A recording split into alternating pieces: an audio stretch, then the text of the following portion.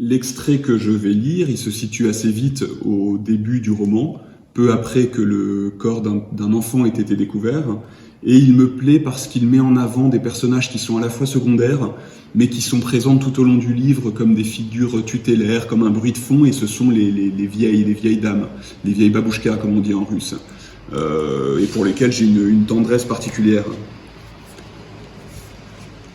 Antonina aurait pu passer la matinée ainsi, à contempler alternativement son verre et le four. Mais elle ne tenait pas en place. La nouvelle du meurtre du petit garçon de la zone industrielle s'était propagée rapidement dans le vieil Avdiivka. Elle avait frappé aux portes des maisons basses les unes après les autres, laissant derrière elle une traînée d'affliction. Depuis la veille, dans tout le village, on chuchotait, on parlait avec gravité. Antonina avait appris la nouvelle en allant acheter son lait au marché, et désormais, le choc passé, elle brûlait d'en savoir plus. En réalité, pensa-t-elle avec un soupçon de honte, ce qu'elle souhaitait plus que tout, c'était s'assurer que personne parmi ses voisines et amies n'en savait plus qu'elle. C'était une excellente raison pour entreprendre son habituelle tournée de voisinage. Encore quelques minutes et la tarte serait prête. Elle s'illusionnait, réalisa-t-elle soudain. Que pouvaient bien savoir ces vieilles isolées qui habitaient autour de chez elle? C'est Henrik qu'il aurait fallu voir, mais elle n'oserait pas le déranger pour l'interroger. Les autres habitaient seuls et ne voyaient personne, elle n'avait pas même de famille qui puisse être à l'affût des derniers ragots. À cette pensée, Antonina Gribunova eut un sourire triste. Elle-même, quelle famille avait-elle? Depuis combien de temps n'avait-elle pas vu sa fille? Oksana habitait à moins de 20 km dans la banlieue est de Donetsk. Une broutille avant la guerre, une grosse demi-heure en voiture.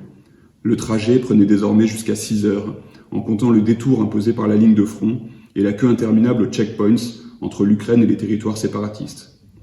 Rien d'insurmontable, mais sa fille s'était apparemment découragée.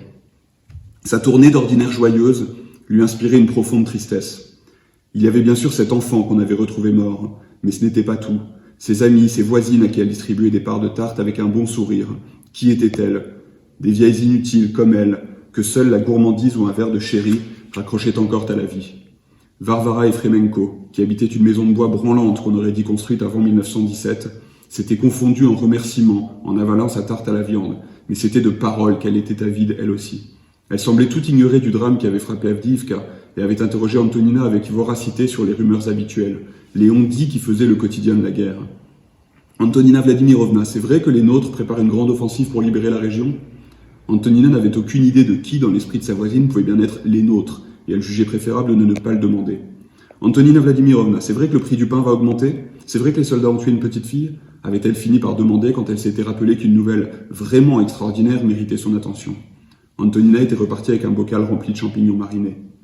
Chez Raïssa Bogarevitch, elle avait avalé quelques biscuits et écouté la vieille se plaindre des bombardements. Il faut dire que celle-ci avait été malchanceuse. Blessée à la hanche par un éclat d'obus en 2015, elle avait dû renoncer à son potager. Et 2 mois plus tôt, une bombe avait atterri en plein sur sa cuisine, réduisant à l'état de poussière son maigre mobilier et ses réserves. La vieille s'était réveillée en pleine hystérie cette nuit-là et avait trouvé refuge chez Antonina. Celle-ci lui gardait toujours les meilleures parts des plats qu'elle cuisinait. Pavla Zayenko, Olga Ivanova. Antonina poursuivait sa tournée en sentant croître son vague à l'âme. Elle avait abandonné toute ambition d'apprendre quelque chose, mais l'impatience joyeuse avec laquelle les vieilles attendaient sa visite ne suffisait pas à l'apaiser. Ces vieilles femmes qui troupaient la mort en croquant de grosses parts de tarte avec leurs dernières dents accentuaient sa peine. Malgré leur enthousiasme un peu enfantin, malgré leur obstination à préserver dans la guerre l'illusion d'une vie normale, elles étaient des survivantes. Le quartier était rempli de ces veuves impassibles. Le pays pouvait bien s'étriper, elles continueraient à fabriquer des confitures et à mariner des champignons. Leurs maris s'étaient agités toute leur vie, puis leur cœur avait lâché, fatigués de tant donner à des corps trop massifs, à des vies trop brutales. Elle restait. Elles vivaient 15 ans, 20 ans de plus que leurs hommes.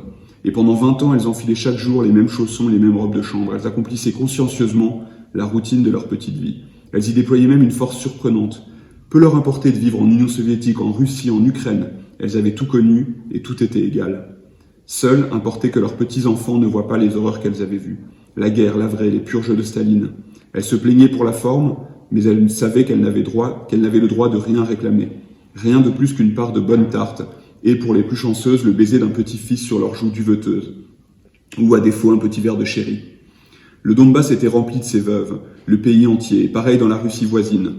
Là aussi, on pouvait conduire des heures et ne croiser que des villages peuplés uniquement de vieilles femmes besogneuses. Un empilement de veuves, des strates de veuves abandonnées par le temps. Veuves de soldats, veuves d'ouvriers, veuves d'alcooliques. Ce n'est pas tant que les familles ne s'en occupaient pas, au contraire. Elles s'en occupaient plutôt mieux et plus qu'ailleurs. Mais la vie les avait dispersées. Bien souvent, les fils avaient atteint l'âge de la mort avant leur mère. 45 ans, accident de voiture. 50 ans, cirrhose. 55 ans, arrêt du cœur. Ils buvaient, mouraient, laissaient seuls leur chère maman. Les filles, elles, faisaient ce qu'elles pouvaient, mais elles devaient partir, quitter le village, trouver un mari, un emploi, ailleurs, à la ville. Sinon, elles deviendraient à leur tour des vieilles esselées, des veuves.